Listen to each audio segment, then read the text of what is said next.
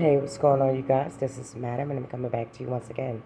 This time, we're going to go to Hollywood Unlocked, and this is about a South Dakota woman who admits to filing a false R report after she's been cheating on her husband.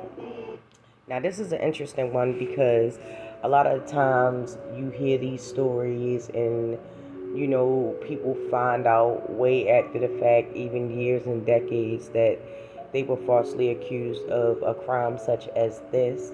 And I feel as though it's important to understand that even though there are genuine victims of these such crimes, that sometimes people will embellish a lie so they won't get caught for the wrongdoings that they have done.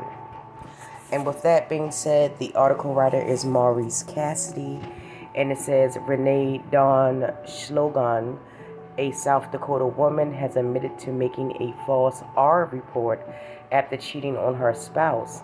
It's like a twisted plot line straight out of a soap opera. Slogan claimed that she was essayed in Florida and even provided detailed information about the incident.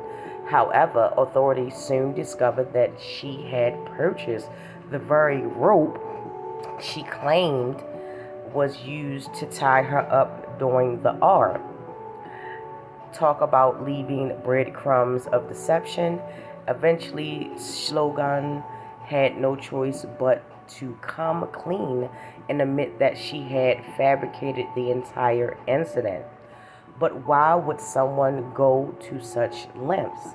Well, it turns out she wanted a free STD test after engaging in consensual smexy time while she was still married. Perhaps she thought making up the R story was the most best way to get what she wanted, when I'm pretty sure there's a free clinic out in there somewhere. But unfortunately for Shogun, I apologize if I mispronounced the name. Her scheme didn't go unnoticed, and how she's facing the consequences of her deceitful actions. As the truth unraveled, Shogun's web of lies began to crumble. The video evidence of her purchasing the rope was undoubtedly the nail in the coffin for her fabricated tale. It's almost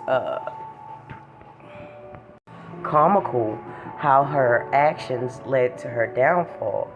Did she really think she could get away with such an elaborate ruse? It's like watching a bad detective movie where the criminal leaves behind obvious clues at every turn. But instead of thrilling chase and dramatic arrest, Shogun found herself in a courtroom facing the consequences of her deceit. Now, Shogun is sentenced to 2 years of house arrest, 8 years of probation, and has to pay over $17,000 to reimburse the sheriff's office for their resources used in investigating her false report. Talk about paying a hefty price for trying to cheat the system. She did more than cheat the system. It's a lesson that cheating and deception never pay off in the end. Pun intended. Shogun's attempt to cover her infidelity with a false R report has only brought more shame and consequences into her life. Cheaters never win, and in this case, they end up in a whole lot of trouble. The story of Renee Dawn's slogan serves as a reminder that honesty is always the best policy. Instead of resorting to deceitful tactics, it's essential to face the consequences of our actions head on.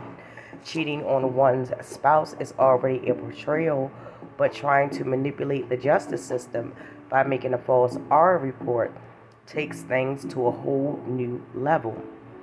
Shogun's actions not only wasted valuable resources and time, but also undermined the credibility of real R victims who deserve justice. Let this be a cautionary tale for anyone tempted to weave a web of lies. The truth will always come out, and the consequences will be served. Okay? So there you have it. This is just a little short story. Like I said again, it's very important that, these stories also be told. With anything in life, any false report or allegation against a person, place, or business, entity, company, etc., it always tends to leave a sour taste in people's mouths, especially when it is false or misleading. And the thing about that, it really does put a stigma and give those excuse me, those people out there, those Kevin Samuels, those incels, ammunition to go, well, she lied, she wanted it, or he lied, he wanted, vice versa. It gives them an excuse to, discredit real, actual victims, people that have actually experienced the trauma, people that have actually, live the trauma of the event over and over again. And there are resources that anyone in all 50 states that I'm aware of that you can utilize for outreach and help and counseling as far as that's concerned. I would suggest that any and everyone who has experienced this type of trauma, whether it be male or female, to reach out to your local authorities and reach out to your local, programs that you have to deal with these types of situations. And, talk about karma coming right back around. Sometimes it takes years and centuries for it to hit a person. But for her, it just, when you sit and think about the implications of it, not only was she deceitful to her husband, but also it put another innocent person in line or in a position so that they could be hindered, their freedom could be possibly taken. They would have a bad stigma on their name, their job, their reputation, their way of life. It was just reckless and careless what she did, point blank, period. But I would like to know what you guys think. And now's the time to leave a comment, drop down in the comment section. I love to hear from you. So let's chop it up. Don't forget to like, subscribe, and share. As always, thank you so much. I do appreciate each and every person that has watched my videos so far. To the newcomers, welcome. To the day ones, thank you so much for your continuous support. I truly do appreciate it. And with that, you guys, I am out of here, and I will get with you in the next one.